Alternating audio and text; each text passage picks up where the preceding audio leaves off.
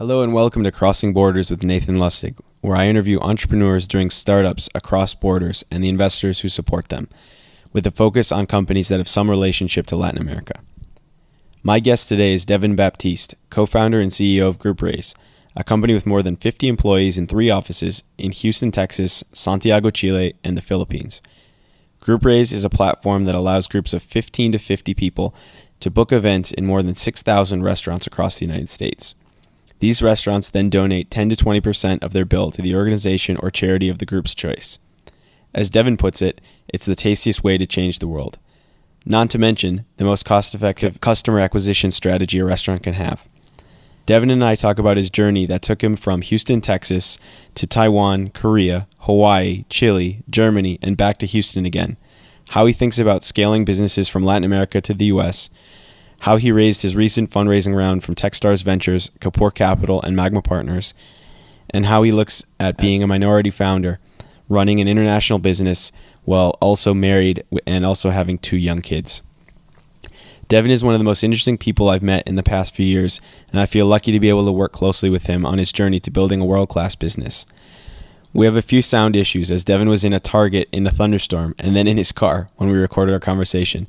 But please don't let my recording issues get in the way of learning everything you can from Devin. So let's jump right in.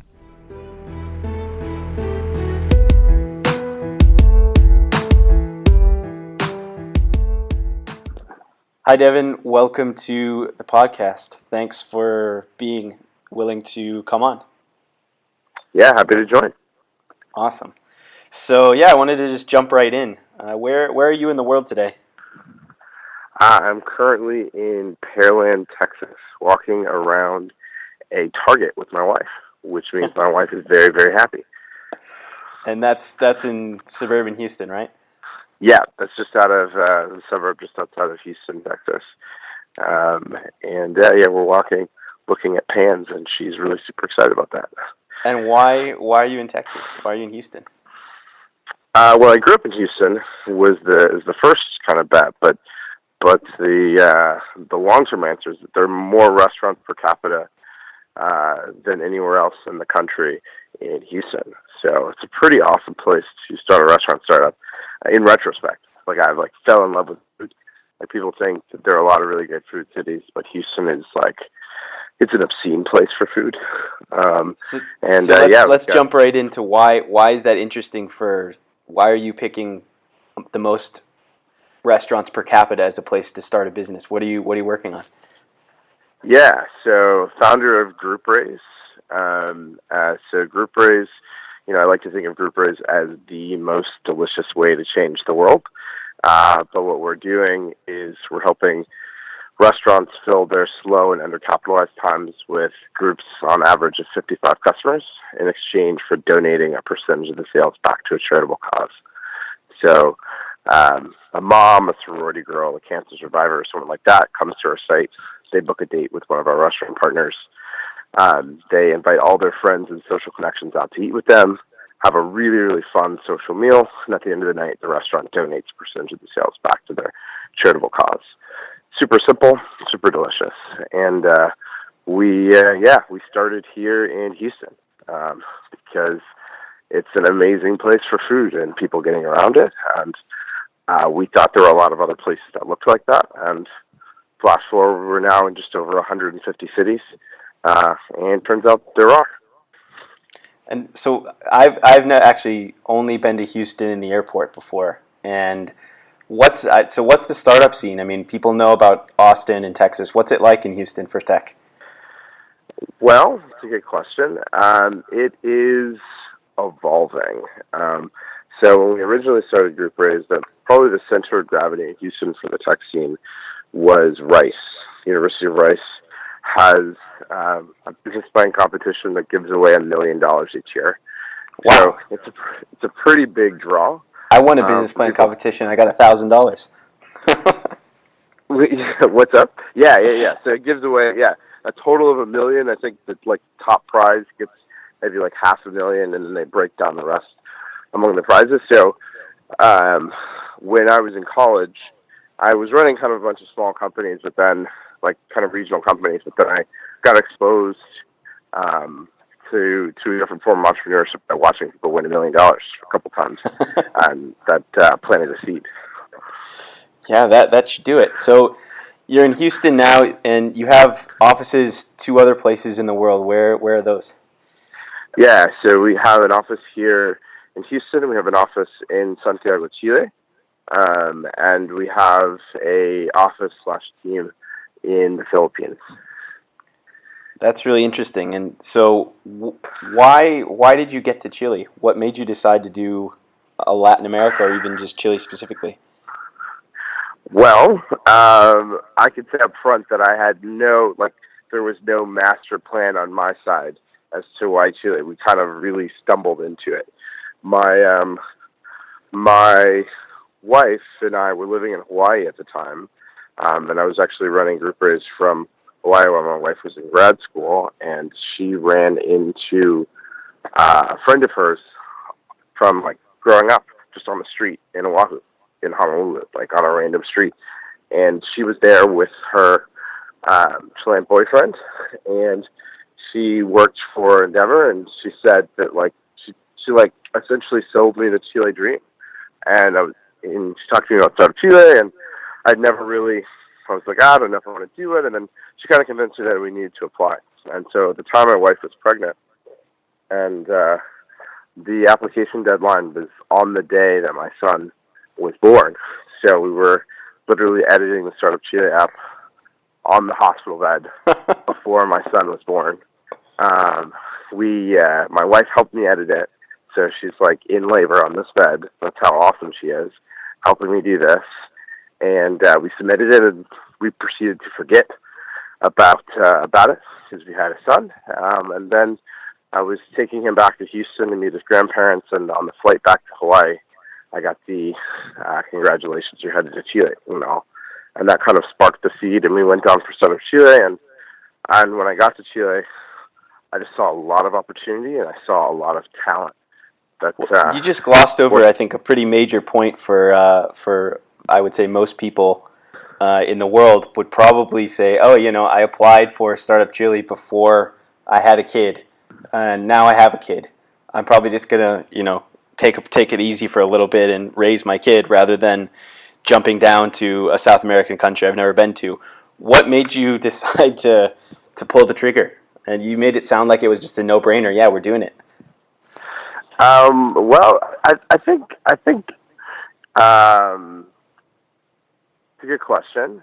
I think the answer is probably that I'm a little crazy and my wife is a little awesome, right? So we once we got in, I think it was one of those things where I was like, if we get in, it's something I hadn't factored. But if we get in, it'll be a moving piece. We just thought it'd be a cool opportunity, and it really, all the credit actually goes to my wife when I was like, oh, we have this 3-month-old. How about we move to South America, a place you've never been? With definitely never raised a child there. Never have pretty much no net there, no community. And she was like, okay, let's do that. So that's awesome. And you have a bit of a track record of traveling interesting places and setting up shop for a while. Where else have you gone? Because it makes a little more sense that you'd be willing to pull the trigger to Latin America right away with a newborn and a family, with a bit of your sort of history of going places. Where other places have you been and for a longer period of time? Yeah, so my life really comes in 2 phases. When it comes to travel. So in college, I went to Taiwan, and in Taiwan is actually where I met my wife. My wife is a tall redhead from Boston. I'm a medium to large size black dude. We kind of stand out on the streets there. I saw her on a bus, and I proceeded to make fun of her because she was speaking Chinese, and I understood enough Chinese to know that she was talking about drinking beer, and I was like, she thinks she's so cool. Yeah, and I made made fun of her with actually who was just my roommate at the time, but now my co-founder, Sean, on the back of this bus in Taiwan. And a couple of weeks later, I ended up meeting her. I was looking for a church to go to in Taiwan, and I somehow missed, I was going to church in Chinese, and I wanted to go to church in English because I wasn't understanding anything. I was like, that would be nice. So I got on a bus. I kind of plotted my path. I knew what church I was going to go to, but I just sat on the bus and I completely forgot to get off. And when I realized that I was 2 hours away, something ridiculous like that. It took me 2.5 hours to get back to the part of the city I wanted to go to, and cost me all my money at the time. And in this church, I've been in Asia for a while, and I really, really, really wanted some bread. And so there was this bagel place in this part of the city called Dongguan in Taipei. And I was like, I'll just go get a bagel, go to church at night, it'll be all cool. But I needed I'm in a Target. It's all right. Keep it going. Yeah. It adds to the ambiance. Yeah, I told you that. And so I was like, yeah. So I need to go to an ATM to get cash so I can buy a bagel. The first ATM I go to is all out of cash. And I go to another ATM, and it's all out of cash. In total, I go to 5 ATMs, and none of them have cash. And it's I'm super hungry. I don't have money to go home. I don't have money to get food. So I'm like, okay, God, what am I going to do? So I keep looking for churches. And the next church I walk into, I ask, do you have English services? And they say yes. And I say when? And they say now. And so I'm like, great. So I remember there was this stairway up to the second floor, and I walk into the church, and there in the front row is the redhead from the bus. And I'm like, wow, she goes here. And so I kind of sat in the back, and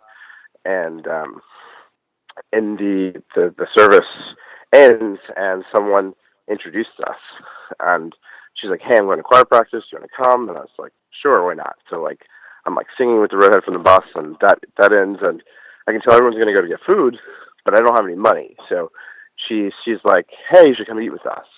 And I'm like, no worries. And she's like, no, don't worry about it. They pay for you the first time. And I was like, okay. So I go, and we're eating, and I'm having lunch with this girl who I shamelessly made fun of in the back of this bus. And it's a pretty surreal moment.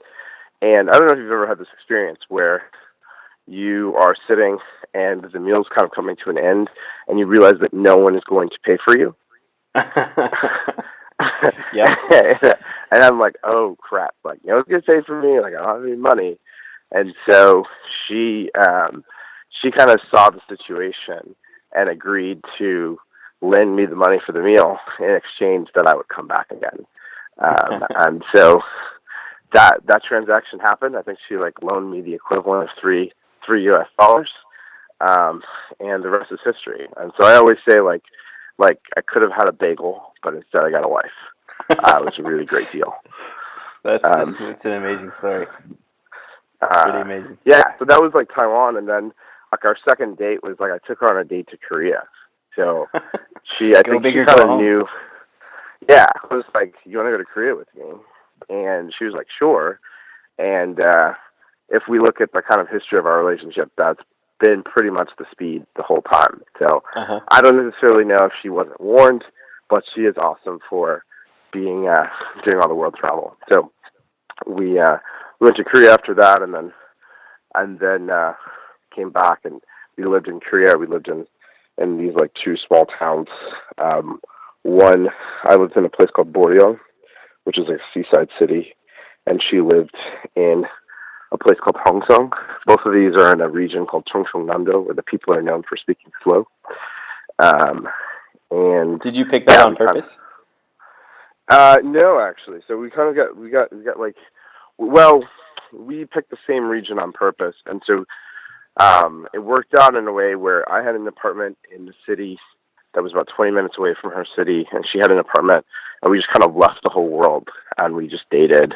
We dated in the rural countryside of Korea, visiting each other back and forth, kind of experiencing what that was like. And actually, the original GroupRaise colors are the exact same colors of my city in Boryong. Really? It's like when I like look back, I realized like I got a lot of like design inspiration from that city in Korea. And did you already have the GroupRaise idea back when you were in Korea, or were you still sort of thinking about other stuff? You know, I definitely had the idea when I was in Korea. So Korea was this cool opportunity where it's like I was gonna, went off with Jess. We were dating, and I like had an apartment that was fully paid for, and we made, I forget how much we made. We made like some money on top, and allowed me to like save money, and then kind of do some like original prototyping of GroupRaise, like because I was only working 15 hours a week. So definitely the idea was rolling in terms of some kind of prototyping and thinking about what we wanted to do. And how did it work with the language skills, both when you were in Taiwan and then also in Korea? How much did you learn? How fast did you learn? Did you learn it all? Yeah. So, well, like one of the greatest shocks of my life is that at home, my wife and I and our kids, we speak Chinese today. And yeah, the first time that I saw that happen, I was like, wow, that's really impressive. I barely speak English and Spanish, and you guys are going off and speaking Chinese in your house. It's just amazing. Yeah, it's like a great shock, and it was a great shock to my family, right? So like when I came back from Taiwan, so my dad is a great character in my life, and he's like just a general kind of character you could definitely write a book about him. He just didn't believe that I spoke Chinese, right? He thought like it was kind of like a cute parlor trick. And until so his original verification system was, my dad worked selling appliances at a store in Houston called Cogs, and he would have customers come in who were generally of Asian background, right? So he didn't know if they were Chinese or not, but anyone he suspected spoke Chinese, he would call me on the phone and say, speak Chinese to them, right? So just like out of random, like I'd get a phone call from my dad and he'd be like, there's someone here who speaks Chinese, like talk to them.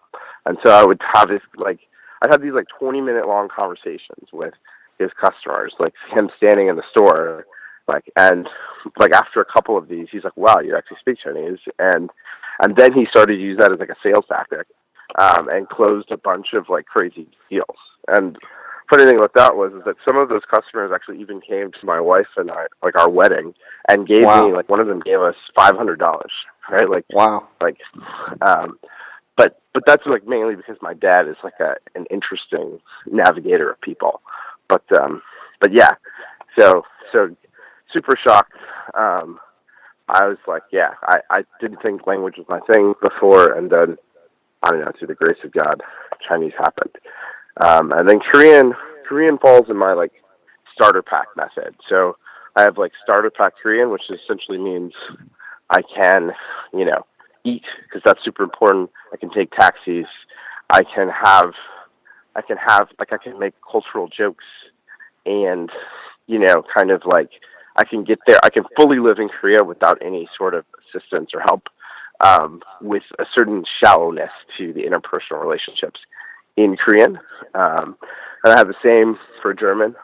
And I would say my Spanish has gotten just probably beyond that, but similar. But Chinese is like me and my wife probably feel more comfortable talking in Chinese in many cases than English. Really? How come? Just because we did most of our relationship in Chinese. So we met in Taiwan at a time when I was learning, and she was definitely ahead of me as a learner, and then we did long distance for a bit.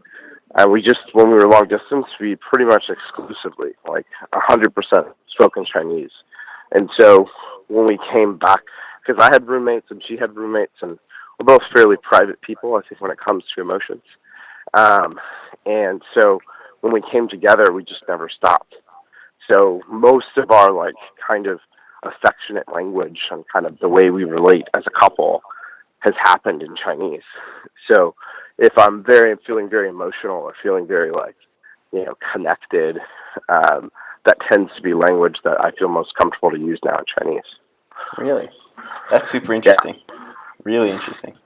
And you just dropped German in there. How did that happen? Yeah. So pretty much every time we have a kid, something amazing happens. So the day my daughter was born is when we found out that we got into Techstars. Literally the morning that we were headed to the hospital, I got a call I got an email from Rob Johnson, who was Techstars MD, who said he wanted to hop on the phone, and he told us that we got accepted into Techstars program in Berlin. And so, very similarly, when my daughter was 6 weeks old, my wife graciously allowed us to move to Berlin to do that Techstars program. And in Berlin, which is a city that I love Berlin so much. It's like an onion of history, plus just awesome life experience, amazing tech scene. Like, definitely a place I would consider living long term. But yeah, there we definitely kind of engaged the starter pack tournament, and fell in love with that city as well. And do you have any tricks that you use to get to your starter pack level fast? Yeah, so starter pack now I pretty much have I don't know if I would exactly say it's probably 100 words. I don't know. That's not the exact count, but I have like 100 kind of word or phrases that I want to learn in every language that I'm trying to interact with, and I built it out as like, how am I going to be able to successfully interact in restaurants and taxis? That's probably the first and fastest. And then I typically try to look for something. So like in Chinese, there's something called chengyu, which is like idioms, essentially. It's a similar concept, where if you know just a couple of chengyu, the amount of impression of your language is just extremely high, but the ability to learn them is pretty easy. So if I can get like 3 to 5 kind of idioms that are common life occurrences, it builds rapport really quickly. And then taxis are where they're my best language classes. Like, I'll just like get in taxis to go everywhere in foreign countries so that I can talk about politics, or I can talk about sports, or talk about like current events, and really like build the chops. I did that for Chinese, I did that for German, I did that for Spanish. A lot of taxi rides. The taxi method of learning. I did the same when I was first in Chile. That was my best classes for the first 6 months, beyond drinking beer with a friend of mine. But other than that, yeah, it was all taxis. And because there's no, if you feel any sort of shame in learning a new language and trying, which I think a lot of people do, taxi ride is the perfect one, because it's over in 5 to 20 minutes, and you'll never see the person again. So it doesn't matter much of a fool you look like. Which is kind of a freeing experience, right? You kind of get in that situation where even if it goes like super horrible, it's fine. Just like it's as close to a reset reality as you can get in the language speaking world. Yeah. Well, let's jump back to Chile. So we went through. You just have a newborn son.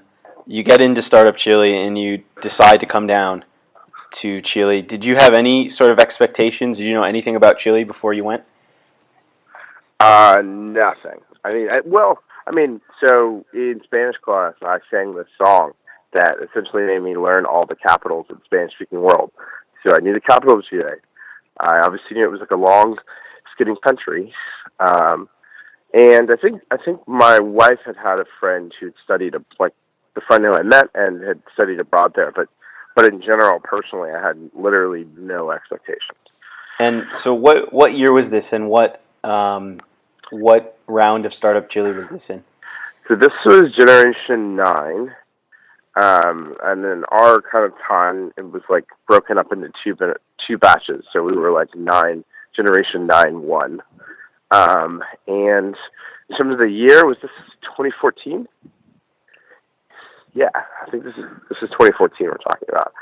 I'm pretty, time just kind of swirls around me. So yeah. Yes, you would have been early 2014, I was in the pilot round in late 2010. So you were generation 9. I think there were 2 or 3 generations per year. So that makes sense. Yeah, yeah. So And so you when you were first going down there, how many people were in the company? 4 total. The four co-founders? That's it. Yeah. That's it. And how Yeah. I many mean, how many came down to Chile? so I went down first, and then Paul, my CTO, came down, and then Sean came, and so it was the 3 of us there for a while. And Kevin was still in Houston, kind of running ops in Houston. And then Paul went back, and then pretty much for the majority of the time after that, it was me and Sean in Chile. So what made you, after the 6-month program, decide that you wanted to stay and keep building operations there rather than, like many companies would, jump back to Houston? Well, it's kind of an interesting story. So we were at, I think actually a GroupRaise meal that we had organized in Chile. And there was like all the people from Startup Chile were there, and we were at this dinner. We were sitting outside, and it's this place in Bella Vista. Forget the name at the moment, but it has like a little courtyard on the inside. And I was talking, and one of the staff members said to me, said, "Hey, Dev, like how much money would it take to keep you in Chile?" And I was like, maybe an additional like 180,000. You know, if it was like equity free, like that'd probably be enough. And he then responded, "Would 120 do?" And it was like such a specific number. I was like, wait a second, am I in a negotiation? Like, is this like a thing? Like, is this something that's desired? And that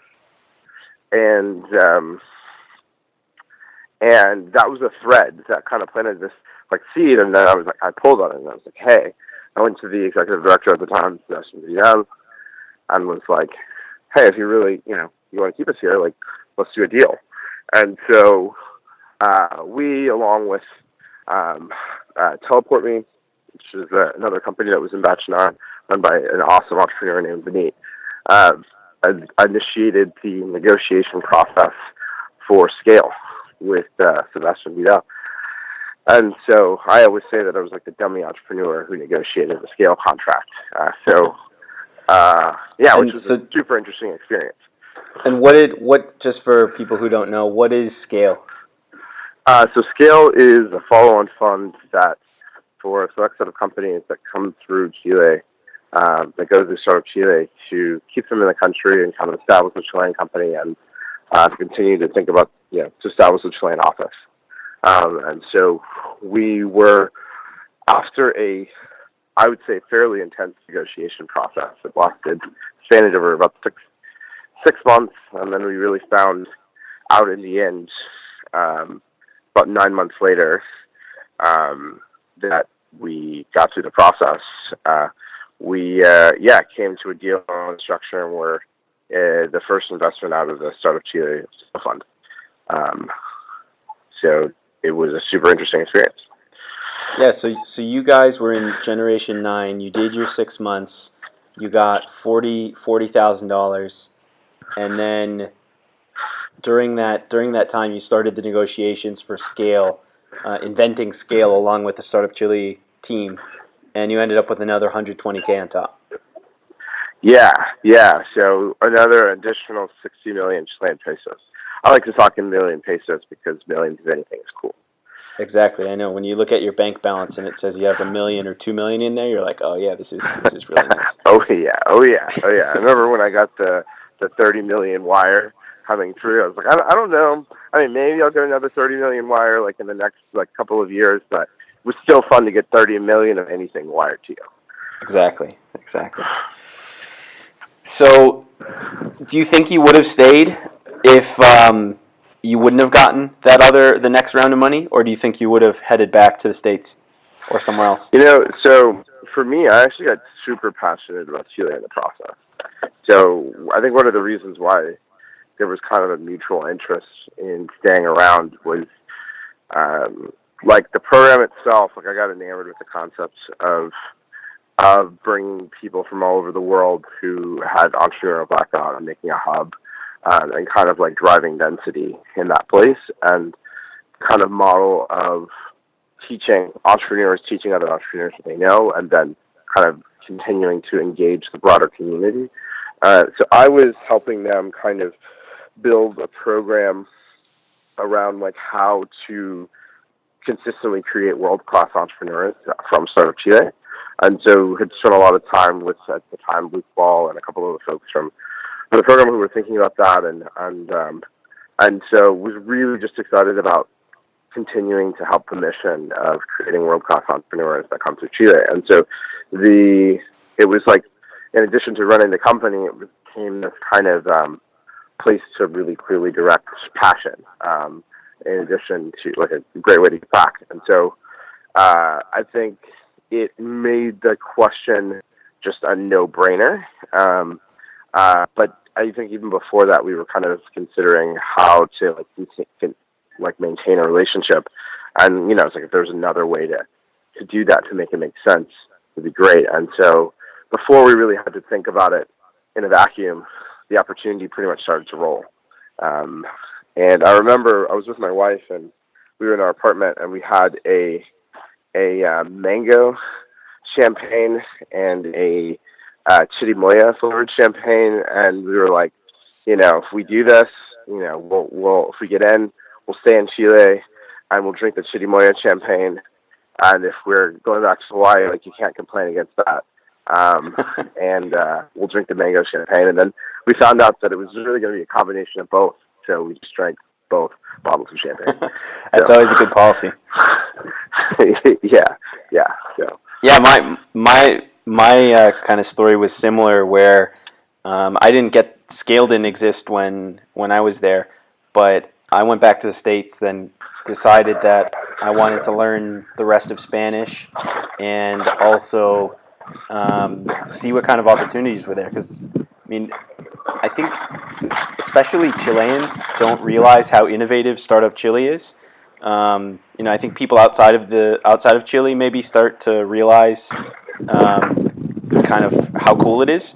But the fact that Chile, especially right now, when many countries around the world are starting to make it harder and harder for smart people, or really any people, to get into the country, Chile has a policy where anyone who wants to work and can get a job or wants to start a business can come in and get going.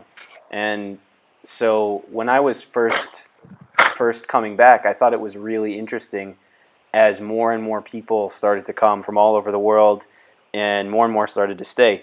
So I had sort of a similar reaction to you. Was like, wow, this is pretty cool. This is something that you can build on, and something that is building momentum, and not just in Chile, but across the region. I think it's pretty interesting. Yeah, I felt like, to echo that it was just super historic. I was thinking about, what are some really big opportunities for like our generation, and I thought the migration to Chile is like definitely something that will be marked as a historic moment in time, that will change the demographics of the country, will change the demographics of Latin America. And so I remember it was like told to me by Nico Shea, actually, the like historical example of how Chile colonized the southern part of Chile, which was, they like painted these really beautiful pictures of the South, because it's like very breathtaking, and sent them to Germany and said, hey, we'll give you some land, a pig and a cow if you come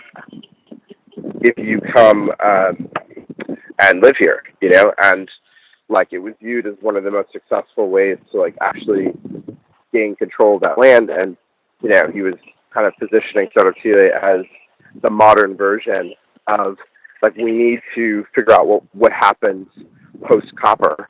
We need to diversify, and we've solved these problems in the past with migration. So it felt like a very like fresh vision. It felt like very historic to be a part of that movement, and then to be able to contribute to it, I just thought was like this And I still think it's just this amazing opportunity. Yeah, and the interesting thing is it's happening probably the fastest in Chile, but there's definitely a trend happening across Latin America in places like Argentina and Colombia and Mexico and parts of Brazil where foreign entrepreneurs are coming there and foreign tech workers are coming there and either working for established companies or doing remote work. And I just think it's really interesting, kind of an underreported story in of what's going on in the world today. Well, yeah, I mean, I thought of it originally as like we kind of had, it was one of the first times where we truly experienced what a global recession would look like in the end of, in 2008. And kind of recessions are, typically like characterized with the resurgence of entrepreneurship.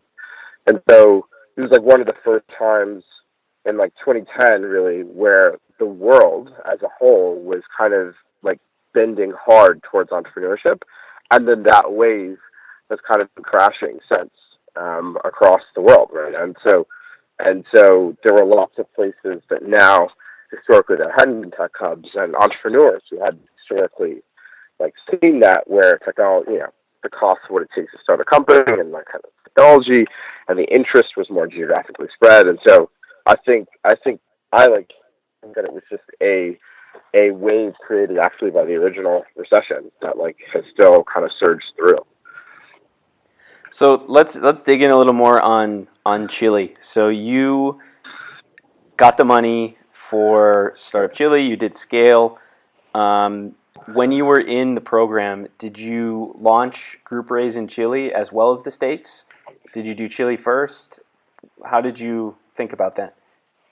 Yeah, so we were in the States, right? I think our original vision and our current vision was that the kind of business can be worked on in a pretty much geography agnostic manner, but then the main market is the U.S. While we were in Chile itself, we did. I'm a big believer in kind of the GroupRaise experience, so we did a series of GroupRaise meals. It's kind of an opportunity to give like the Startup Chile and the market and like people we hired in Chile a chance to experience like what like the experience that we're driving is. But our general strategy was to continue to focus on the U.S. as a market with kind of our eye on how we globally expand, but the core markets were in the U.S. And what kind of similarities and what kind of differences did you see in trying to make sales in the Chilean market versus the U.S. market? Well, the funny thing is actually that the Chilean market was super receptive. I mean, the deal closed actually even faster. The only challenge was that, I think kind of the interesting thing is that people kind of thought that in Chile they would be hesitant to support charity in the same kind of way in the U.S. culture. But the thing I've found with GroupRaise, because we've run GroupRaise now from Germany, from Chile, from like those are in Korea and a bunch of places in the world, is that it's like almost so American that people want to do it as a novelty act, and because you're going out to eat, it's like the lowest way to get someone to be involved charitably. Like you're going to eat anyway. A lot of people are just really curious to experience what it's like to be involved in like a community activity. So we actually had really great reception in Chile. We just thought that in terms of the focus that the U.S. kind of and driving density in the markets we were in was more important. But we still and even now I think we'll continue to do a couple of events in Chile, which was a big just to make sure that we're like always going through the experience. But that was not something we expected. Actually, our expectation was that people wouldn't get it, or that or they'd be confused, or the charitable angle would kind of like somehow miss. But we actually found, at least at that level of engagement, like the opposite was true. We got to organize a little GroupRaise for all of the Magma companies and employees when you're in Chile in May. We should do that. Yeah, I think it would be awesome. I mean, it's like one of those things where we've got a bunch of new employees there. I think it's just amazing to connect with people over the dinner table and just like talk about life experience, and then at the same time you get to support a cause that you care about. And I think the kind of like experience, so my belief is that the dinner table was the original social network, right? Like that and that anything you can do to make that more effective is a very like human powerful way to change the world. So yeah, definitely want to do that. Yeah, we should do it. I'm going to jump back to the focus on Latin America and the States, because a lot of the other companies in our portfolio have either tried to test their product in Chile with a few different clients, or even to the point of saying Chile or Latin America is our market, and then have decided, no, you know what? After we've tested this, we're just going to the States, and we're not going to do any operations in Latin America. Um, can you talk about your a little more about your decision to make the U.S. the focus market, beyond just that there's more density? What kind of other advantages are there in the U.S. market compared to trying to go into the Latin America market? I think a lot of it is just like credit cards, right? Yeah. Like it's pretty ubiquitous that people will buy things on the interwebs in the United States, like in hundreds of billions, and I'm sure there's like $1 trillion in credit card spend. And like the restaurant industry that we work in tends to be a laggard industry in pretty much all ways. So and that like it tends to be the case globally. So the U.S. is laggard around other industries, but still way far ahead in terms of advance of restaurant technology adoption versus Latin America. And I think in terms of, it's kind of like when you're talking to someone and they say, oh, you need a computer for this, you're like, that's like not a good sign in terms of finding scale. I think one of the other aspects of it is that for us, that when we looked at, it's kind of like market structures. We're looking for supply and demand and kind of the intersection of like how that friction rolls. And, it just was really clear that the lowest hanging fruit was around targeting U.S. cities. But I think in terms of the business itself, that made a lot of sense to us to really keep that growing. But we saw a huge talent opportunity, like huge on like the input side, and that's where we saw Latin America was like unbeatable, right? Like where there's just all this talent to stop being structured, and we saw this opportunity to go after the U.S. market, but then structure talent in Chile. And how many people are in your Chile office now? Oh man, that's a good question. I think we're at 7 now, and making new hires. So it's we're at this kind of expansion phase. The headcount's almost challenging at the moment to keep track of. And so, what kind of roles do those 7 people and the people that you'd like to hire, what do they do in Chile? Yeah, so our company is split up into a couple of areas, right? So we have marketing, folks who I deem to be responsible for driving leads, sales, folks who I deem to be responsible to convert those leads, and customer success, people who make sure we didn't lie in our sales and marketing process, and product like it powers that whole process. And so we've put a lot of our marketing team in Chile, but then now we're also building kind of our marketing automation side out in Chile as well. So we both now have engineering talent in Chile as well as our marketing team and customer success.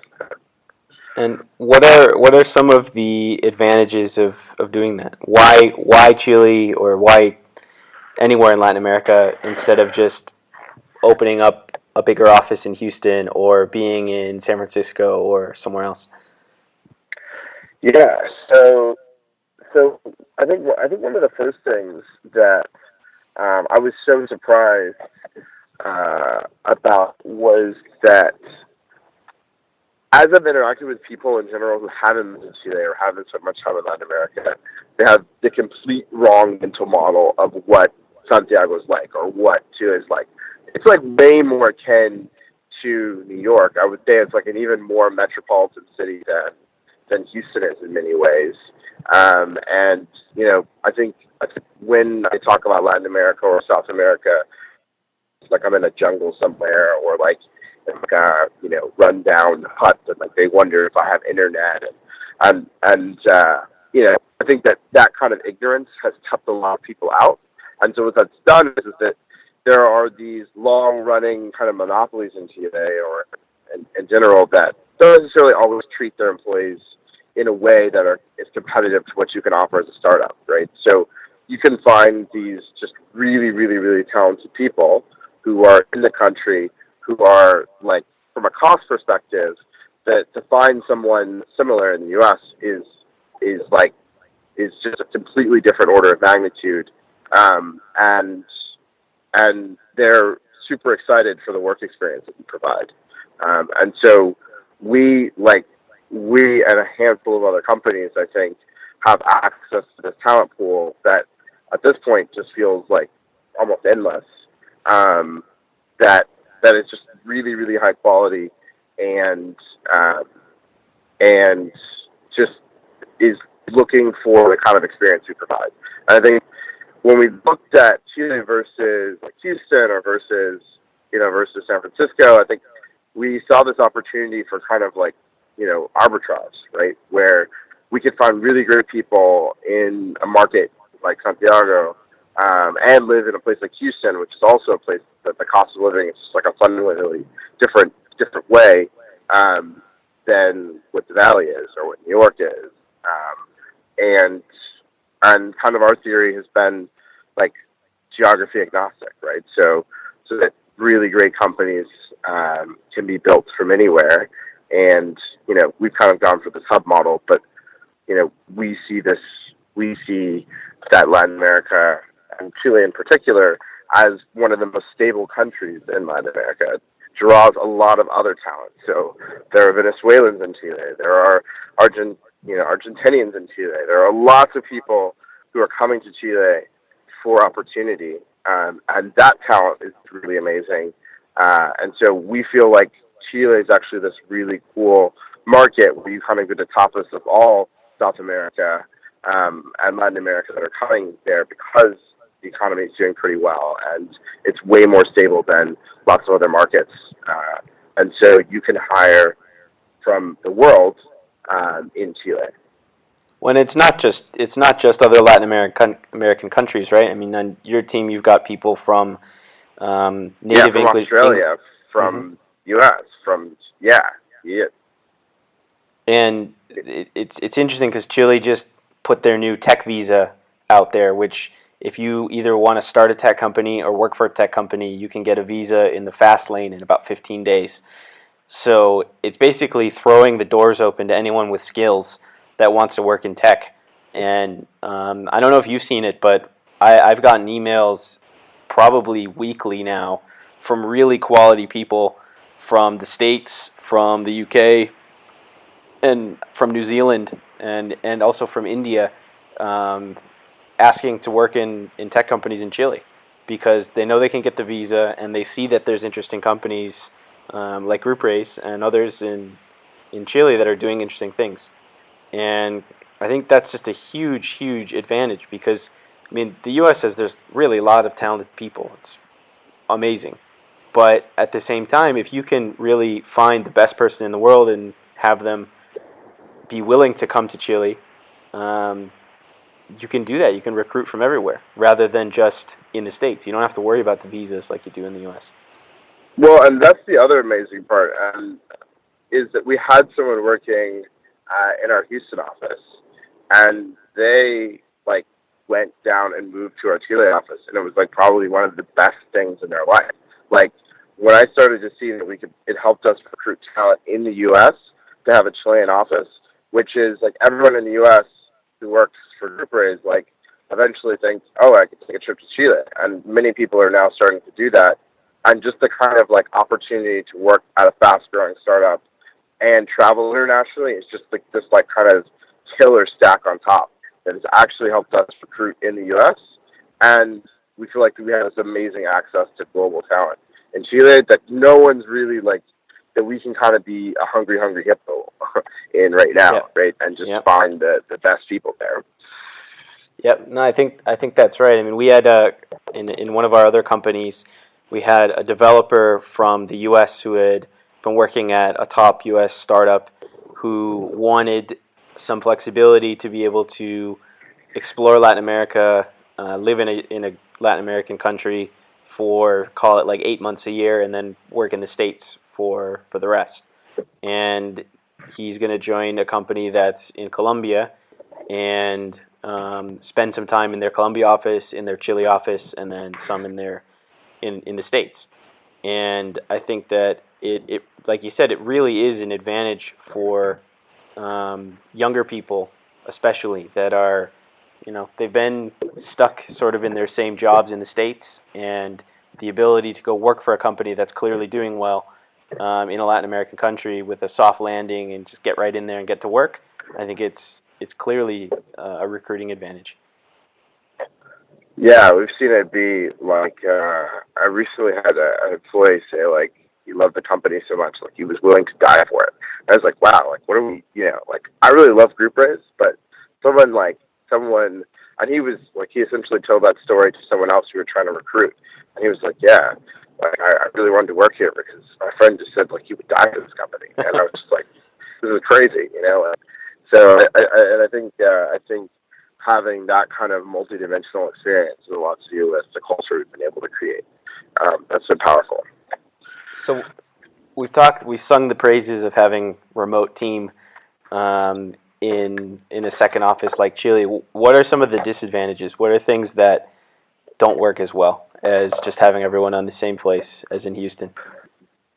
Well, I think there are some unique challenges that you have to work out, and I think those challenges change in the phase of the company. So, kind of as you're hitting expansion, there are different challenges to it versus when you're kind of in that, in earlier stages. I think one of the big challenges that you have to really, really focus on is communication. And I would say, so having been remote in Germany and in Hawaii and in Korea and in Chile, I think one of the things that is a really big challenge when you're like, we were in Berlin, for example, which is dealing with the time difference, like time difference of customers, like doing customer service, time difference of marketing, kind of how that rolls. Actually, one of the reasons I think why Chile made more sense than some of those other markets in terms of immediately for a team was that it's pretty similar time zone. So that could be one of the big challenges, and we've experienced that a lot. I was in Hawaii, like, I was definitely doing 3 a.m. phone calls, right, and then doing, in Berlin, it's kind of a different kind of structure. You're in work before everyone comes, but you end up working until 2, 3 a.m. Just to like deal with the marketing of that day, and then kind of restart the next day. So kind of managing time zones, I think, is a challenge. Also, like internal team communication, right? Like the tools. I think now, like with tools like Slack, like the G Suite, we live in a time where you actually truly can do full digital collaboration, and that works. But there's still challenges. Like Google Hangouts sucks. Like right now, we need to get a new conferencing solution because when we have like 6 or more people on a call, for some reason there's just like always some issue, right? So I think those kind of tech things as they roll week over week are really, really important to solve. And I think there's kind of a work style that you have to build. And I think that there's been challenges. There's definitely been challenges to that. But at the same time, it's this unique time where you can do it, and so you just kind of have to, be creative about how do you institute things internally that help you have consistent check-ins, consistent watches. And I think that in one sense, it's made me personally be able to work on the business versus in the business all the time and see it like from an outside perspective. which has been really, really valuable. And then kind of we're not fully distributed, meaning like, we have 2 hubs. So it's not like you don't have an office experience or you don't have an experience where you're working side by side with team members ever. So we're remote, but with two main hubs.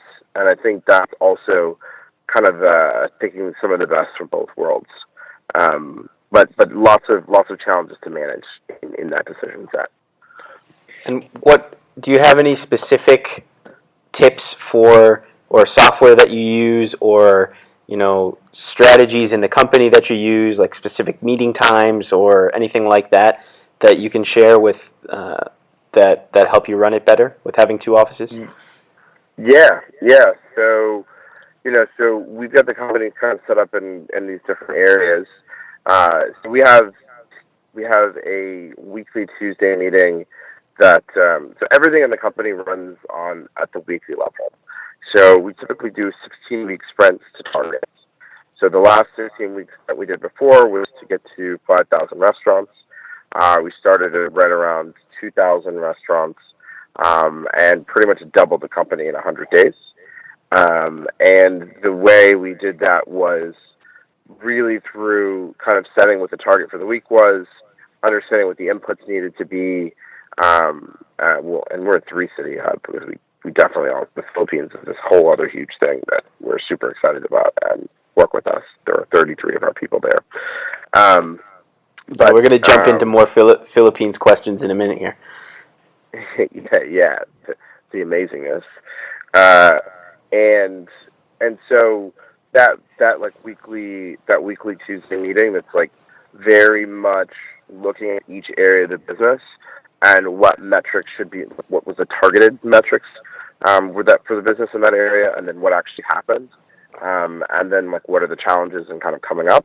I think provides us a consistent cadence where everyone, when it's working well, when we're in the full cycle going, knows exactly what we're doing, and if we're healthy or we're behind or we're ahead. And I think this is one of the big things I learned from Techstars was that if you think about growth every week, right, you think about growth 52 times a year versus 12, you just do a lot more of it. And so, I think being remote kind of forces us to really, really be better at communication, and at times, we win at that. At times, we need to improve. But when we're like the engine is fully running, really kind of doing 16-week sprints with really, really clear targets of how we're moving has been really successful for us. And so one of the questions that I get from other startups and sometimes from other investors in the States about having an office in Chile that maybe does sales is, like, how do you actually do it? Most people think, you need to be close to your customers to make sales. How do you guys, how did you double the company in 100 days with having your office and a lot of that coming out of Chile? Yeah, so I think especially in the restaurant industry, we found that even if we were working with a big chain, for example, chains are distributed across like an Outback. They have 800 locations, or just over 1,000 locations that are distributed all across the country, and so they have adapted into digital meetings. Right, like they don't do these kind of large in-person meetings all the time, or at least the first steps of the meeting process, even internally, are digital. So again, it's just all about time zone. So we found that to be the case, and I think, if I had like one superpower, it's probably copywriting. And so a lot of what we've done is doing direct marketing via copywriting. That's all around a model of like contextualization and data. And that's largely fueled by our Philippines team. And so figuring out how to scalably be local and to collect the data and understand like how to create that local crafting is something that I think, because we like had some distance, forced us to kind of like build this freakish strength that has allowed us to then now have this muscle where we can really, really attack the market digitally, whereas a lot of people assumed that you need boots on the ground, which actually slowed them down or like didn't make them privy to a whole set of strategies that work really well. And as a consequence, because there's not many people who are set up like this, you typically are, almost the only one who's playing the game like this. And also you guys have basically really, really good English speakers or native English speakers on the team in Latin America that can answer a call to an IP phone, right? Nobody needs to know where you are. That's right. That's exactly right. And we do tons of support via email, right? And I think one of the biggest things that we did, and our head of customer success is like amazing, and she just like had this vision and passion for our community and did so much. Her name's Ellie, and we like just love her. And so she was from the U.S., came to Chile, kind of in pursuit of life and romance and all kinds of awesome things. And so we had this opportunity to work with her, and she really streamlined just like these very, very high quality answers to questions that our users had. And then we were able to like build a lot of wikis. So we're really into like making sales wikis, making customer support wikis, like looking for issues and systemizing them, so that then even if you're not a really great English speaker, all you need to do is be able to identify the problem that's being talked about and have access to really great pre-written content to respond.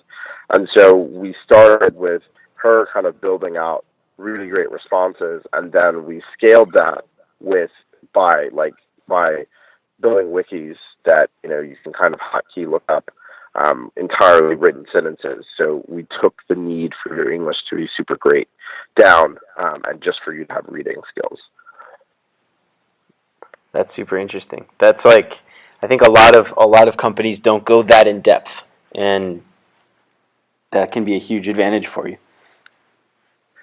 Yeah, I mean, and the thing we found was that even if you do speak English really well, it's actually way better to have continuity among your responses, and then you can start to see like data around, like, is the way we're dealing with event cancellations the right way? Are these different things there? And again, I think it's one of those examples where you end up having to like develop this muscle because you're in that market situation, but in the end, that ends up being way more scalable and way more healthy. So let's jump into the Philippines. So you have 33 people there. How did that happen? Tell me about that.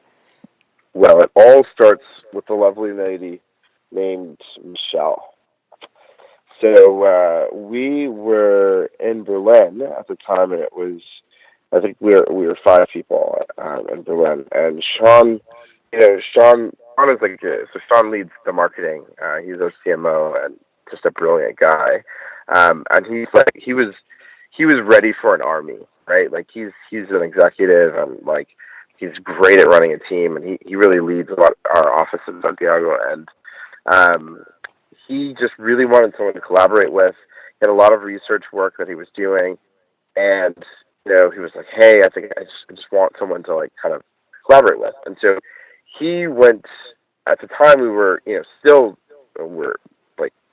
we're super scrappy, and definitely scrappy. So we wanted to find an employee, and we wanted to find an employee for him where we weren't making this like kind of full-time hire, that was more just like this opportunity for him to manage and do some of this research. And so the job for the research was finding emails. And we made this job posting on a site called jobs.ph. And we got, I don't know, something crazy, like 300, 200 applicants, and didn't know how to choose. And then one applicant just went and searched and found Sean's email on the interwebs somewhere and sent her resume. And the whole job was to find emails. And we're like, well, this is really simple. Why don't we start with her? And so we started with her, and she had some marketing background. I had kind of worked with teams in the past. And really quickly, we were just super impressed by her. she's just kind of this like tenacious woman who got just excellent at her job. And so we started with her, and we kind of saw that she had skills to manage. And then we worked with her probably for maybe 3 months, really teaching her the whole process of kind of collecting the contact information and how to do it. And then we started to see that this was like super scalable, that like the work she was doing was just really, really driving our restaurant sales. And so we thought, like, how do we get more of this data? How do we do this? And so we hired a second person. And we had 2 people for a while, and then we went from probably 2 to 6. And actually, in Chile, we hired an Argentinian girl named Tammy, who's just like this awesome marketing person we have on the team, and she really started to like take over what was happening in the Philippines, and she like drove the team from like 6 people to this like 30-person team. I think we went from 6 to 12, and then we got 2 managers, and then went from like 12 to like maybe 25, and then we've recently gone to 33 people there, and like built, and again, because it's kind of like the U.S. like with Chile, and then Chile is managing the Philippines, which I think is pretty crazy.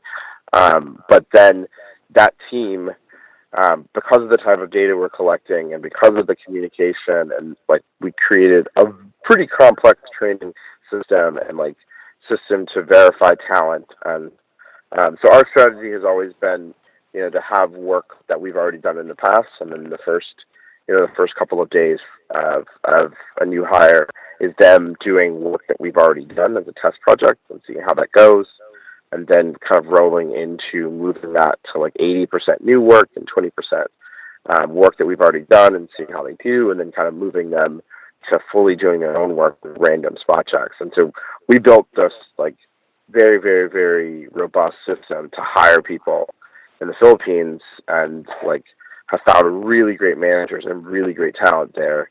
And now those teams are just like on the move, and it's pretty crazy to have a team of 33 in the Philippines that are every day going hard on the data side of what we do. And do they still do the original task of finding emails, or have you added more things? Yeah, so they find emails, but in addition to finding emails, we use a lot of metadata around to contextualize our messaging to make it feel local. So my whole mantra, I think that is names, right? So in the book Made to Stick, I don't know if you've read the book Made to Stick. It like really affected me. There's an illustration of this guy who runs a newspaper, and he's a local newspaper, and he's trying to think how he's going to compete against the New York Times. And the New York Times has more writers, has more access to content, has all this kind of thing. But what he realizes is the New York Times will almost never have anyone in his town show up, and definitely not every week. And what he can do is he can fill his newspaper with the names of the people in his town. And so he communicates to his staff, like, names. Like, we will break the typeface if we can get more names, because if you see your neighbor in the paper, your kid in the paper, your name in the paper, like, that just drives you to always be curious about what's happening, to always do that. And so we saw that same ability. My whole perspective is that anytime, like, when people talk about, I like custom field, I added someone's name in, well, that's not enough. It's got to feel, someone has to recognize the names that you include in your email. You have to think through your email or any kind of messaging, think through how to contextualize, where someone personally sees that if you sent this email to anyone else, or this communication to anyone else, it would just be a random name. But if you sent it, it's like the street that you grew up on, right? Pater Street for me, right? Like, if I see Pater, like, it means something to me. But if anyone else looks at it, it doesn't mean anything. And so kind of systematically thinking through how you find that kind of metadata, in addition to just the contact information, that's what really drove up our conversion rate 10x, right? 100x over, actually literally 10x over what it was. And really, really, was just a totally different ballpark in terms of of converting across the country, across the U.S. by collecting that additional metadata. So in addition to the contact information, they're collecting that. So that could be school start date. That could be, charity that you recently supported. That could be, there's all these kinds of sets of metadata that they collect in addition to contact information. I definitely have read Made to Stick. That was I tell that same story, not nearly as well as you, to lots of our different entrepreneurs that I meet, because I think it's super powerful. It's I'm gonna butcher the quote again, but I forget who said it, but it's like there's nothing. I think it was in what is it in How to Win Friends and Influence People, where where nothing is sweet as there's no word sweeter than your name, something like that, and it's true. I mean, he talks about if you are just walking down the street and somebody says your name, even if it's not to you, you're going to pick it out from the crowd, and it's totally right. And I think you've done an amazing job of taking that to the fullest, and definitely have to give a shout out to my mom here because she gave me that book, I think, for my birthday, back when I had just started my first business. And it's something that I still talk about probably weekly with teams that I work with. Our mom's awesome. They are indeed. So if you had to give a couple pieces of advice to somebody who says, yeah, you know what, this Philippines thing sounds awesome, what should they do? What should their first couple steps be? Or biggest tips that you have? Well, I mean, so, and like many things in life, I think our kind of starter yeast was Providence, right? Finding a Michelle, and that she had not only the data skills, but the people management skills to build and run that size in many senses was Providence. We're definitely grateful for that. But from a systematic framework perspective, I think it does start with one person, right? It starts with, can you get your processes where they're clearly communicated so that truly anyone can do them? And I will push you to think through the level of communication you can have. So meaning, instead of saying, I need you to research school start dates, better thing to do is to create a spreadsheet that has the exact Google search that you would expect someone to perform, that they can copy and paste into Google, and tells them how many listings they should open in browser tabs and where on pages they would likely see this, and has 4 or 5 examples of the successful collect of that data. And then you look at the results, you do a small project, give feedback, and then anything you can add by way of screencast or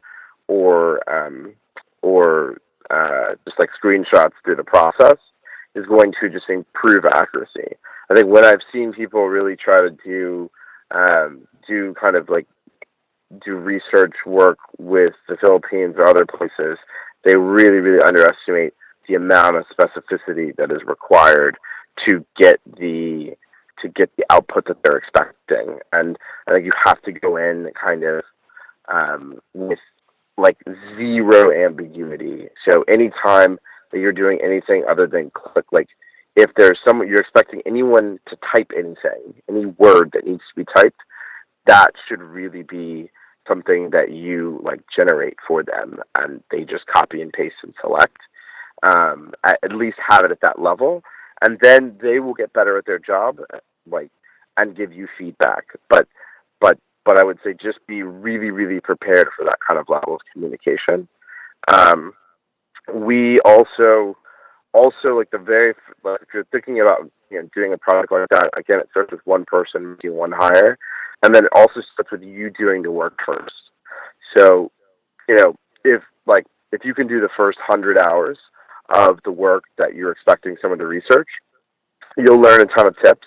You'll learn kind of that process to be able to communicate that. And then, when you're going through the process, ideally, you can hire a couple of people to do the data collect for you. And then you can see what their mind rate is or how much data they collect versus what you got. That's another big pitfall I see, is where people are too lazy to do the work. Not even too lazy, they just haven't thought about doing the work themselves first. So then they don't really know what the possibility is, or they don't have a high conviction. I think that's a mistake. So really, really tactically doing the work yourself, kind of putting like the time it takes you to do it, putting the mine rate you get. So meaning like, how many records, how many like individual sites someone go through, and when were they actually successful in collecting the data or the contact information they wanted. And you might not be able to find somebody who does it exactly as well as you, but you will find out if they give you fake data or off data or like what that is, and it help you kind of make those selections very systematically. No, that's really, really good tips. I think, I like to think about it in if the same way as you, in that if I'm going to assign a task to someone, I should have at least tried to do it myself and figured out some of the tips so I can train the person. And then ideally, if you have the time, figure out how to give instructions specifically enough and in a way that, I think it was from one of the Tim Ferriss podcasts, he talks about teaching as if it's the last time you could ever teach it again, so that one, you get better instructions, and two, if you do have to change people or someone does leave, you don't have to redo everything from scratch. I think that's a good tip.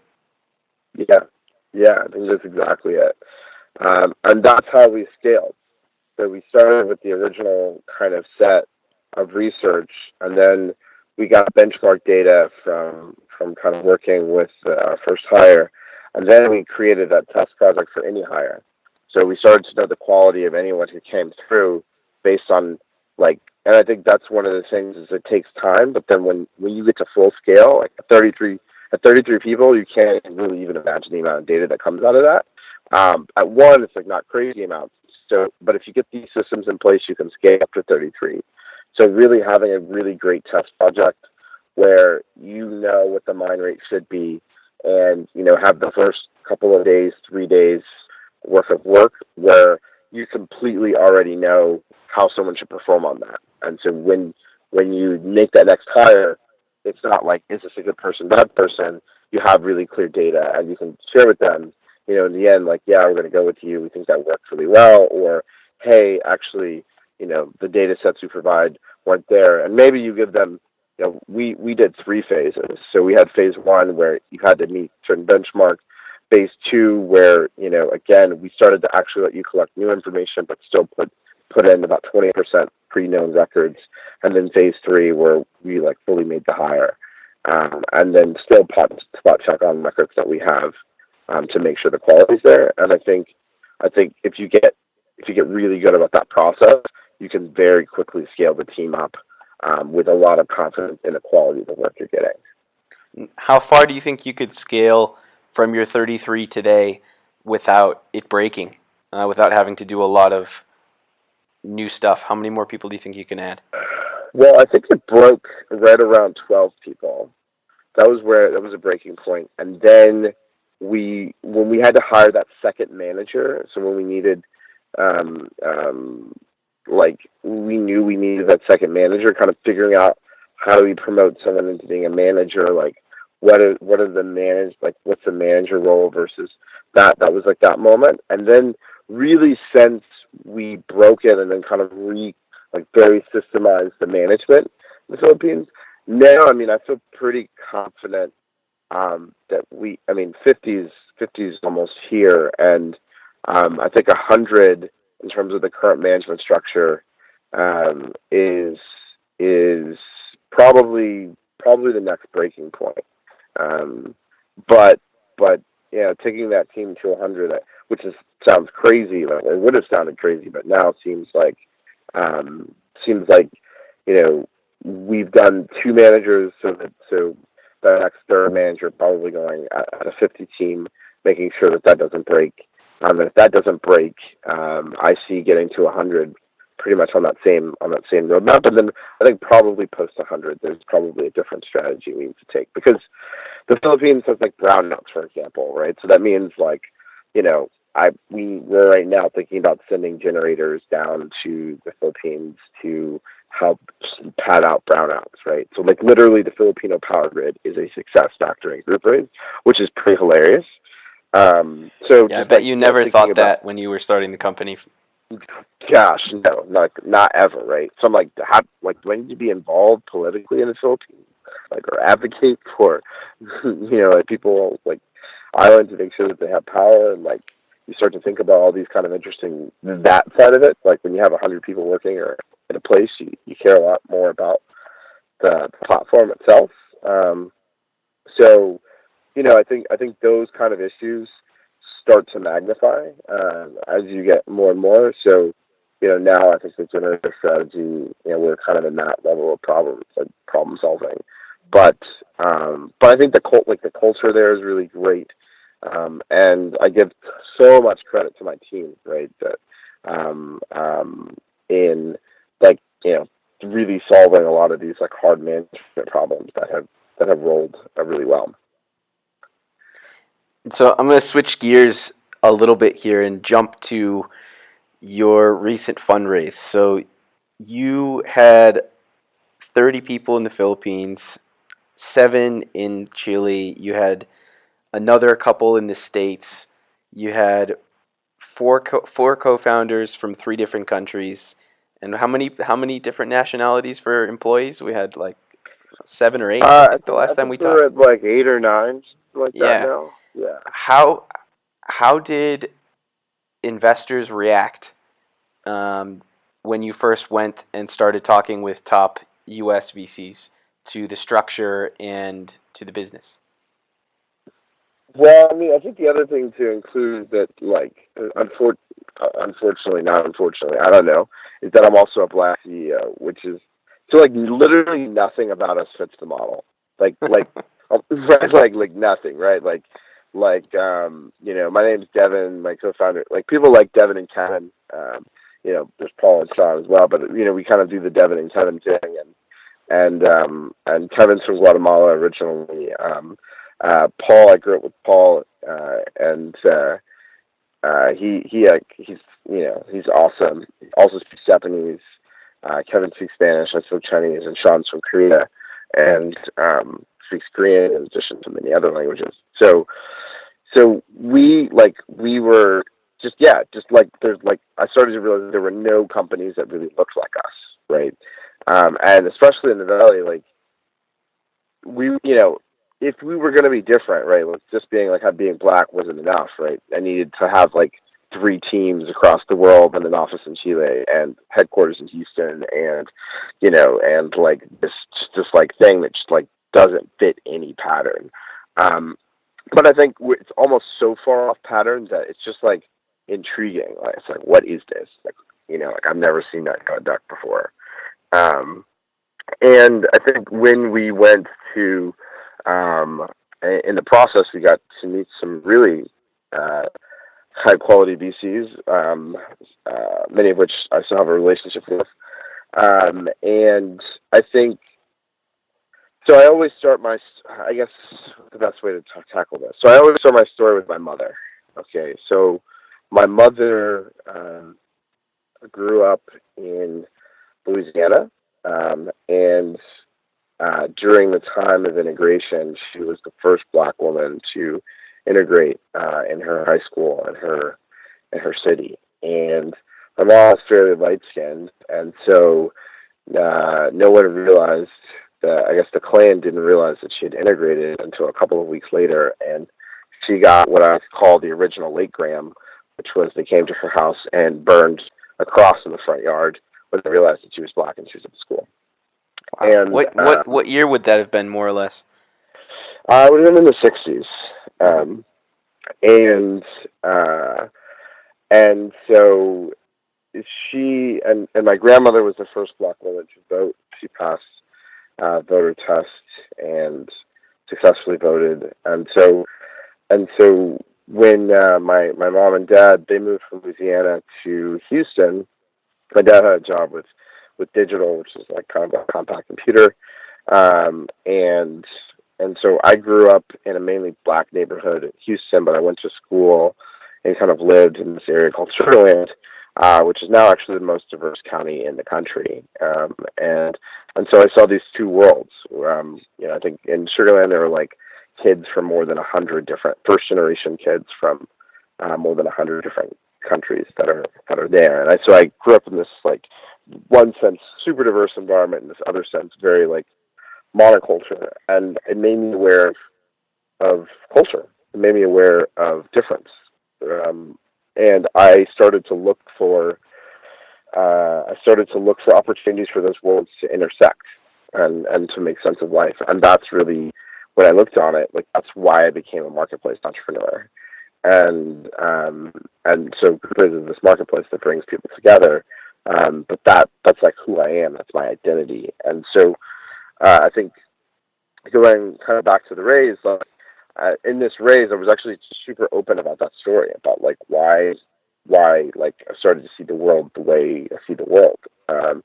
And I think I think the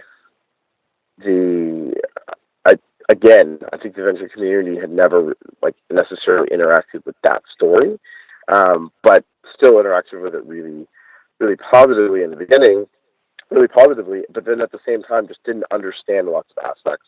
Like, I think in the Valley, my impression was that VCs had looked at Latin America, thought it was, maybe not developed, and was just out of the thesis.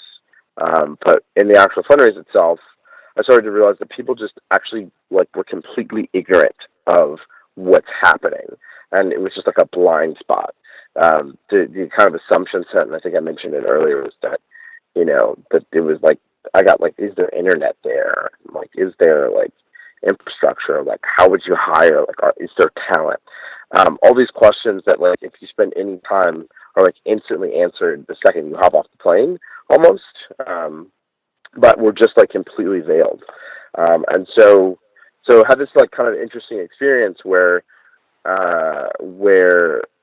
I was actually getting really far in this kind of process, but then kind of like realizing that this model, this like global movement, is a blind spot to, I think, a lot of people in the Valley and a lot of people in New York and a lot of people in the U.S. Like, and just don't understand actually how far along the entrepreneurial communities are in these kind of cities that are not the Valley.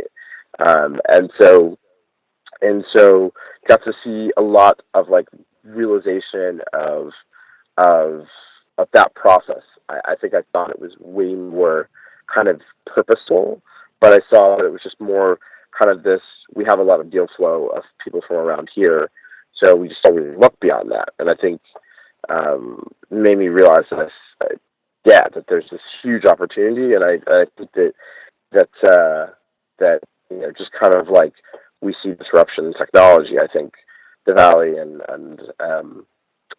is actually ripe to be disrupted by kind of the collective global rise of entrepreneurship. I think we had experience with some of our other portfolio companies, and then working with you to help you close your round, talking with different just entrepreneurs, investors, and just normal people in the States not involved in tech. And it really is, from what I've seen, it's not anything like, oh, we're going to screw these people that are not from the Valley. It's nothing like that. It's actually just exactly what you said. It's just there's no interaction, and so no real understanding. There's not much understanding that Chile and Argentina share a border, and Argentina has amazing food and speaks Spanish in a different way from Chile, and has an economy that hasn't really worked for the last, call it, 15, 20 years.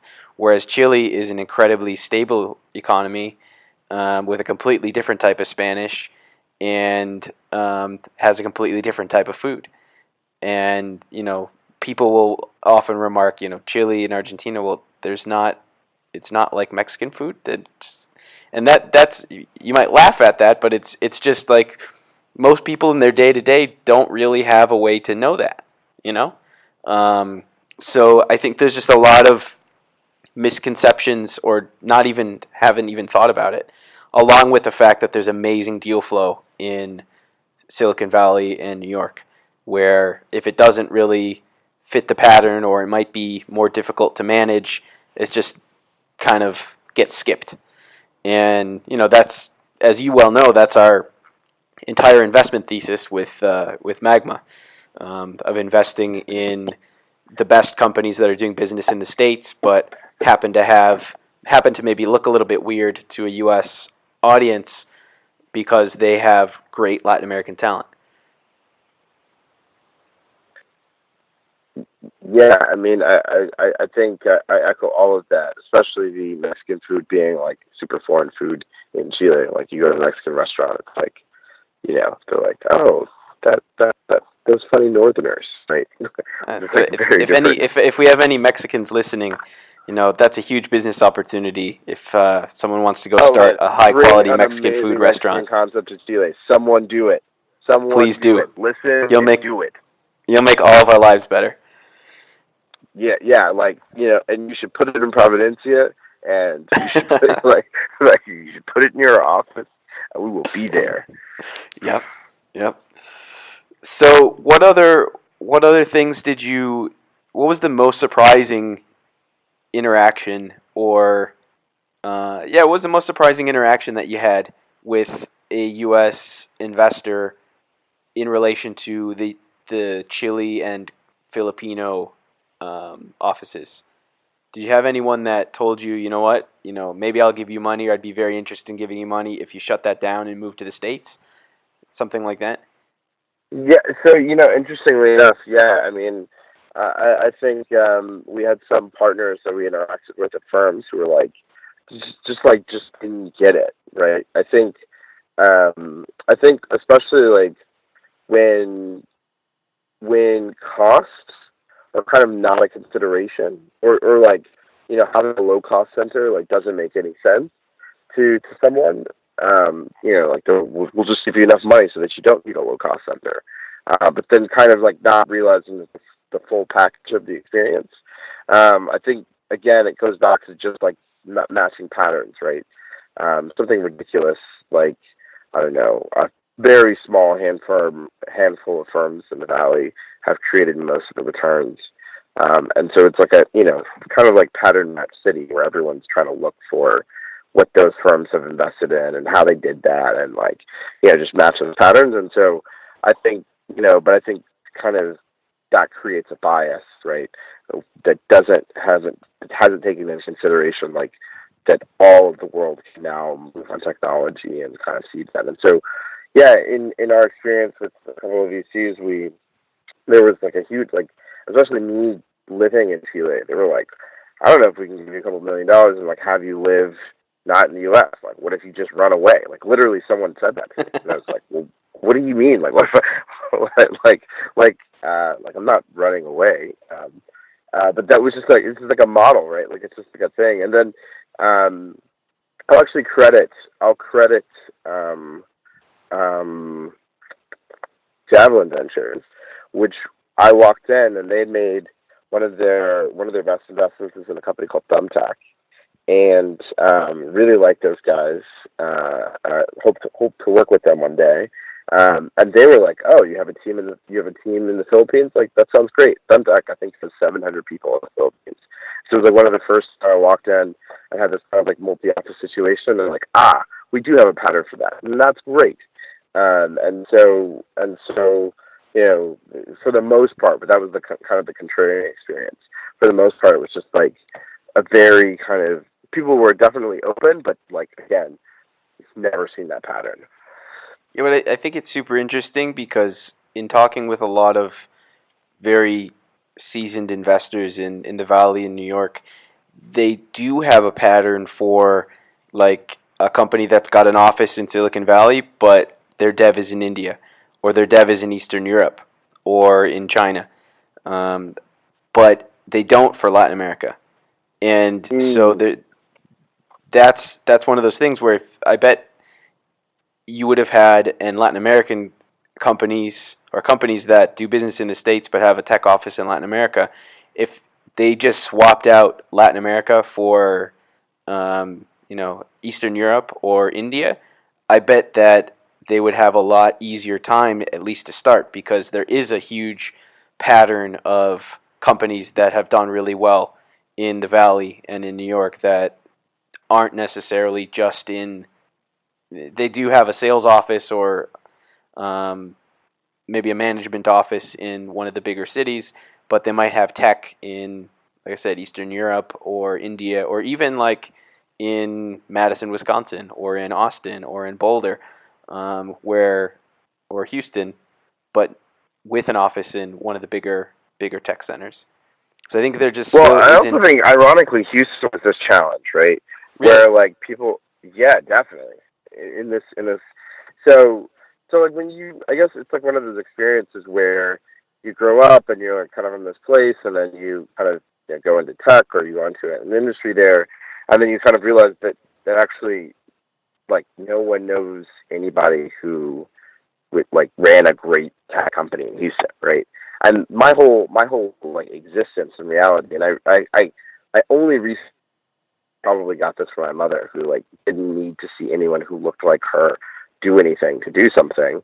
I definitely don't need to see anyone who looks like me to like give me permission to do it. But yeah, so I think that the Houston scene, that was like for a non-oil, non-medical startup to come out of Houston. I think now there's actually, like, we were kind of one of the pioneers of a growing restaurant tech scene that's happening in Houston, because people are starting to realize that actually Houston is a really great place for restaurant tech, but kind Is of, it the founder of WordPress? Isn't he in Houston or from Houston or both? I'm not sure. I'm not sure actually, but lots of, like, actually in reality, there's a lot of things that I've like sourced out of Houston, that people like just kind of don't know, or they just don't have a model for it. And again, Houston is one of those cities that kind of has this bubble where people think like it's this like southern city that's super segregated or something, and like in reality, it's just past New York as the most diverse city in the country. So it's another one of those kind of reality distortion fields where people don't really know what it's like, and have that. And so I struggled with, even in the valley, people were like, so like, why Houston? They're like, what is that like? Is it very like backwards in Houston? And I just like, it was just like, oh man, like I was just this realization that people just have a model. So I think, and that I see it as an opportunity, right, to kind of like educate people, and let them know that yeah, there's this new rise. So you were able to close a nice sized round with us from Magma, from Techstars, Core Capital, and some previous investors.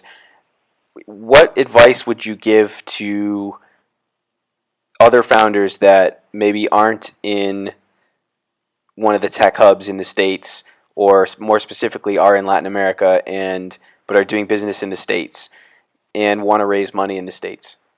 Since you've successfully done it and are one of probably the first few that have done a decent sized round and done well, what would you say to them? Well, I mean, like, even before I answer that, I want to say we feel like very, very, very blessed and excited to work with you guys. And I think, really, really grateful for I feel like we got amazing partners. Techstars Ventures is like, they are prolific in many, many ways. Like David Cohen, he's a visionary and sees the future. And it's super fun to work with them. And Jason Seitz, who's like the main partner in the deal, is a guy I look up to a lot. And we just feel super excited about it. And then Core Capital, which, we spent a lot of time in the Valley, and it was awesome to kind of connect with Oakland and have our social mission be reflected in our investment. And so feel really, really grateful for that, for all of you guys. So on the feeling is definitely mutual, at least on our end.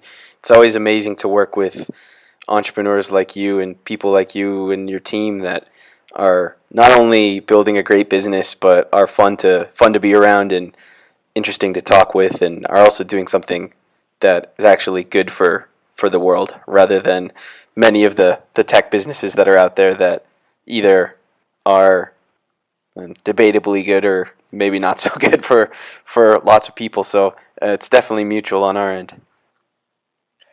Yeah, we're humbled and excited to have really great partners. So super pumped there.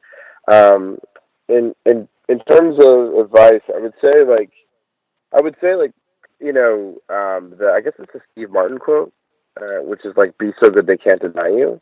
Yep.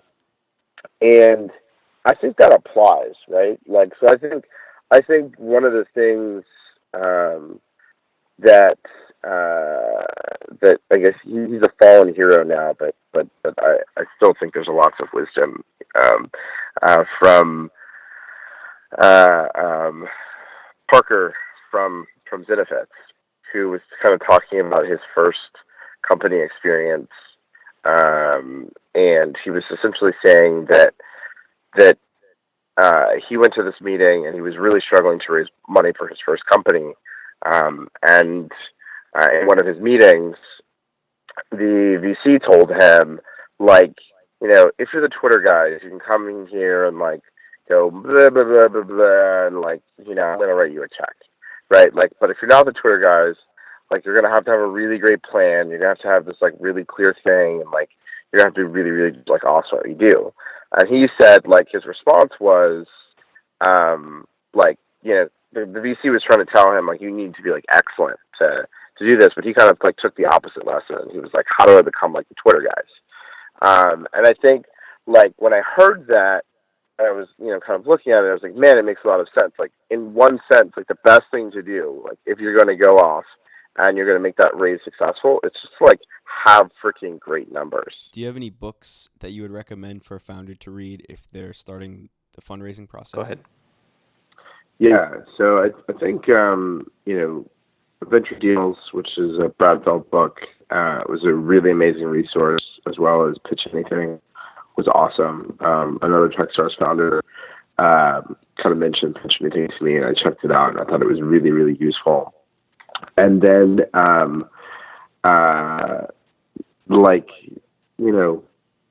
read the book. I was reading the book, The Hard Thing About Hard Things, by Ben Horowitz, and in that book, it's an awesome, I don't know, I love that book. It's like an awesome kind of general hand guide, field guide for lots of things. And, kind of reading Ben's experience, his highs and his lows, was like super comforting in the fundraise process for some reason, just to kind of realize that like other people have these like massive, kind of euphoric, and then low points, and that's a part of like the entrepreneurial experience, and to kind of see that externally. And we were meeting with I'll leave it unnamed, a top tier VC, and I remember the night before I was set to meet with them, I woke up and I went to the bathroom and I threw up. And I was like, in the book, like, Ben is always throwing up. Like, if there's like a problem, he throws up. Like, he's just like constantly throwing up. And I remember thinking, like, oh, is this like the big time? Is this what this feels like? And then like 10 minutes later, I threw up again, and I realized that it wasn't the big time. It was like food poisoning, and ultimately, yeah, like, you don't necessarily. It's not like you don't always have to constantly be throwing up to have a really intense entrepreneurial experience, but. I was reading the Hard Things About Hard Things at the time, and it just made me kind of realize that that's a part of the experience, and that kind of ramp up and gear up is okay, right? Like, is that you're going to go through these kinds of moments, and then in that book he talks a lot about the difference between like investors or like outsiders do like statistics, right? They look at the probability that you will be successful, and when you say a number to them, they're kind of cutting that number by probability, right? Like, that's how a lot of investors think. But like, it's your job to think about it like calculus. Like, when you're plotting a rocket to go to the moon, like, you don't care about the probabilities of these things. You just need to know the science. You should know the math. And so I thought that was really true, of just kind of not of like letting other people add probabilities to you. Don't put probabilities on yourself. Like, you just need to drive hard and get there. And then I would add like this other aspect, which I found to be really true, which is providence, right? Which all goes back to like, we didn't know that Michelle was going to be a great hire. Like, I'd never even thought of Chile as a place before. Like, the Philippines, like, wasn't even in the model. Like, I only met my wife because I didn't have money and, wanted a bagel but couldn't buy one. Like I could have missed all of that. Like I could have pretty much missed my whole life. And, I didn't, I think in large part to the grace of God, right? So like I think you can never count out that part of the equation, because some of the biggest rocks come in from that perspective as well. But just from a mentality point of view, calculus is a much stronger place to be as an entrepreneur than statistics. And I think, you can't really look at what percentage of companies raise, or like, I looked at it after we did the raise and I realized that so it's like less than 0.5% of companies startups successfully raise. And then I was more curious about it because of being a minority founder. And so it's less than 1% of minority deals of all the companies who raise are minority founders. So like it's not even 1%, it's less than 1%. So it's like 0.0001, right? But like that doesn't really matter at the end of the day, right? Like that's a probability. Like I'll let someone else assign that. Like we just kind of drove through it, right? Which I know now is super uncommon. But I don't really care about the probabilities. And did you have any specific? Well, I mean, I already know the answer to this. You were pretty meticulous, not pretty meticulous, very meticulous on figuring out who to talk to in your fundraise, which I think something that a lot of founders, especially ones that haven't done it before or are outside of startup hubs, get wrong and don't take as seriously as they should.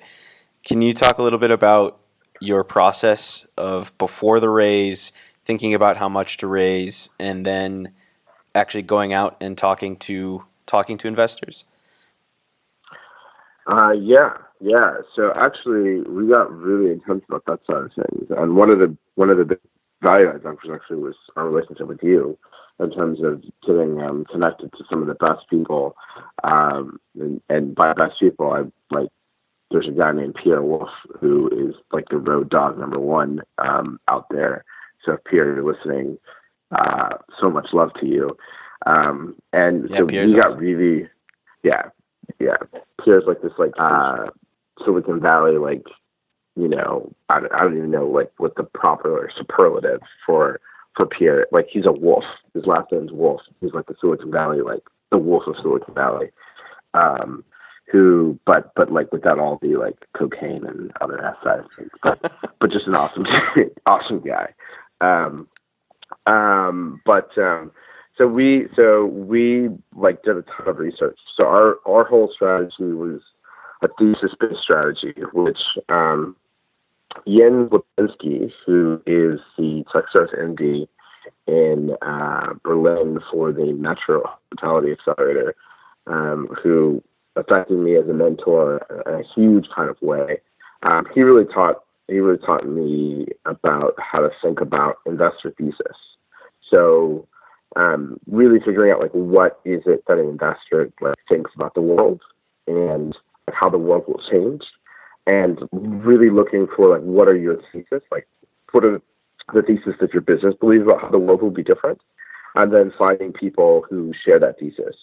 And so we did a lot of research on looking for people who saw the local economy as important, or saw the world via like diversity and perspective, or saw the kind of structure of company that we had, and kind of thought through all the vectors of people who might see the world like the way we see it, and who had that thesis. And then we looked for people who were generally geography agnostic, or were willing to like take meetings in that set. And then those became the folks that like really came in the funnel. And so I think Crunchbase is amazing. PitchBook is awesome. There's so much resource. Like I'm always surprised when people talk to me like, oh, so I know you spend a lot of time in the Valley and you spend a lot of time in New York. Like, how do you get connected? And I'm like, well, the first thing is that you need to like have something to aim at. And so you can get that by understanding like what the thesis of your business, and who really connects with that. Who's going to be super excited to talk to you about marketplace dynamics, or who's going to be super excited to talk to you about the way the company is being built. And I think that kind of allows you versus saying like, who should I connect with in the Valley, right? The question is like, here are the different things you believe about the future. Who also believes that, and like, how do I find them? And for the most part now, like I think sophisticated VCs are putting out their investment thesis, or putting out particularly how they either believe it's like contrarian, or believe like what the future will look like.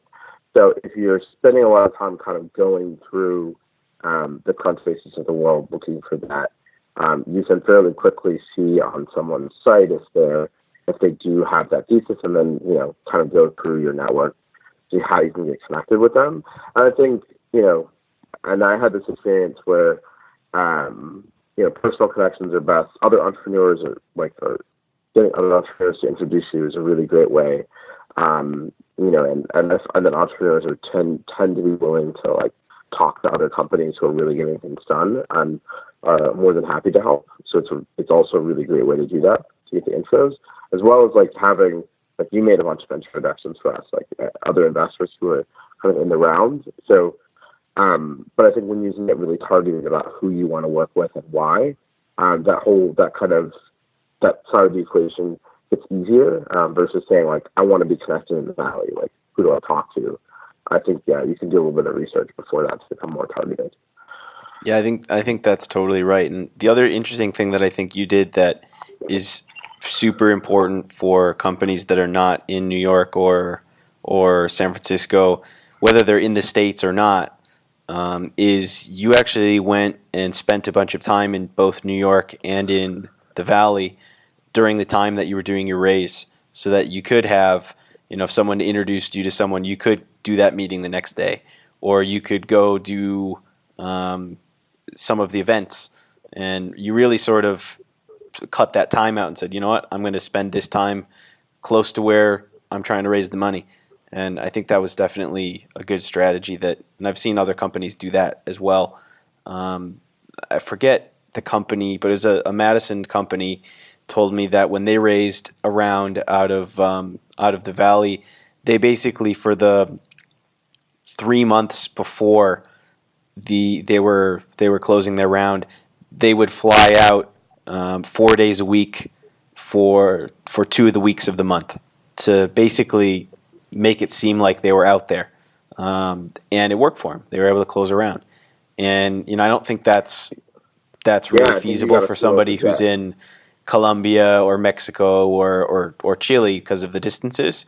But you can take a 2-week period and be there, or you can take a month period and be there when you're trying to raise the round.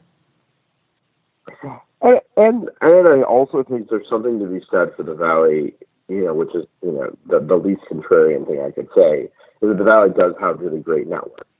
And the Valley does have, there are a lot of really great companies being built there. And having general connections to that community, and having mentors in that space, and having relationship with investors there, and just folks who have kind of iterations in that process, it's just super valuable, right? So even if we did end up closing funds out there, but I think there's still lots to be gained in terms of not bearing your head against what's happening in the Valley, like knowing what's going on and building connections in there is a really great asset, no matter what, right? That's a super important point that I think a lot of people, pretty much anywhere, they could be in the Valley as well, get wrong, is they see different companies raising big amounts of money at high valuations, maybe with less product or less traction than they have, and they start to think, well, why can't I do that? Why do they get it and I don't? And they start to sort of get down on themselves about it. And one of the things that I think you did really well in your round was you knew how much you needed to raise, and you knew who you wanted to work with, and you went and met with them all, and you didn't really let other people raising money at other valuations or other amounts or other phases or the ease of doing it or how hard it was or whatever. You didn't let that affect you at all. You just had your goal and you just went and did it. And I think that that's something that a lot of founders, especially ones that are outside of New York and the Valley, get wrong. They benchmark to what's going on in the Valley, where they say, well, that guy just raised $500,000 on a napkin at a $3 or $4 million valuation, or sometimes even more. That's crazy. I have more traction, and why can't I do that? And it's like, it's the wrong mentality. Even if it is unfair, well, life is unfair, right? I mean, that's one of those things that I think you did really well, where you didn't let any of that stuff affect you. Yeah, well, I mean, I think that's also one of do you know what a Valley, style round is in the Philippines? It's insane, right? Yeah. Like, you know what it is to spend, a couple $1 million in the Philippines? Like $1 million in the Philippines is like $50 million, right? So, I feel like I snuck out of there as like a bandit. Yeah. Like the greatest. Yeah. And so I also think that it's one of the big benefits of understanding who you, where you are. I think exactly what you're talking about, right? Is not just making decisions because other people are making those decisions. One of the challenges of blazing a new trail is that there's not a lot of people who are doing exactly what you're doing. So finding comparables is challenging, which just means that you just have to think through what makes sense. But I think that in that sense, you get this huge kind of arbitrage opportunity that just other people don't see. So, in the challenges, there's also this massive benefit as well. And so as long as you're willing to kind of do the hard work of being, not necessarily like the pattern, right? You can kind of build a monopoly, which I don't always agree with Peter Thiel, but when I do, I like monopolies. Well, this has been great. I'm really happy that we were able to connect. We actually talked for a little over 2 hours here, which is a new record for my podcast here. And I'm looking forward to connecting in person for the first time in a while in the next couple of weeks here when we're both going to be in Chile. So I think it's going to be fun. Well, thank you so much for having me. Like I said before, we're just super honored to work with you guys, and looking forward to seeing you in Chile. Yeah, well, we feel the same. You guys are blazing a trail from Latin America to the Philippines to the States, and building a really interesting business with a very unique team, and we're very happy to be a part of it. So I will see you in a couple of weeks. See you soon. All right. Thanks, Devin.